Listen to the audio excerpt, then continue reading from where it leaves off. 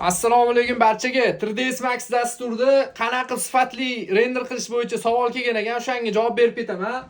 Hop, 3ds Maxda obyektiv bo'lgandan keyin F10 knopkasini bosamiz, ya'ni Corona settingsga o'tamiz.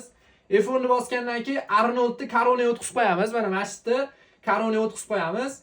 Bu yerdan bizni noise level limit qilamiz. Noise level limit bizga Corona renderda limitni belgilab beradi. 3% qilamiz. 3% bo'lganda o'zi o'chadi. Bo'ldi. Keyingisi denoise bo'limi bor. Scan bo'limida denoise bizni Corona high quality qilamiz. Buni amount bo'limidan 1 qilamiz. Bo'ldi. Bo'ldi, xudo xolisi. Scan environment degan bo'lim bor. O'shani single map ga o'tkazamiz. Keyin bu yerdan Corona Sky deb yozamiz. Corona Sky deb yozsak chiqadi. Bo'ldi. Shuni o'tkazib qo'yamiz. Common bo'limiga o'tamiz. Common bo'limiga o'tsak, mana bu output size bor. Output size'ni customga o'tkazamiz. O'zimizga kerakli masshtabni belgilab olamiz. Masshtabni bilish uchun shift F bosamiz. Bo'ldi, bizga kerak 3500.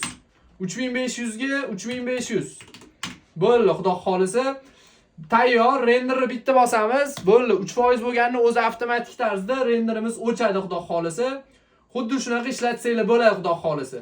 Keyin mana render elementsga o'tamiz, editni bosamiz, light mix qilamiz, light select qilamiz. Bo'ldi, xudo xolisi, shunaqa qilib bemalol ishlatsak bo'ladi. Kameramizni qo'yamiz, sozlamalarni to'g'rilab, xudo xolisi, mana shunaqa ishlatsanglar bo'ladi. Telegram kanalda ham bor bu ma'lumotlar tashab qo'yiladi, xudo xolisi. Telegram kanal linki profilda qoldirganman.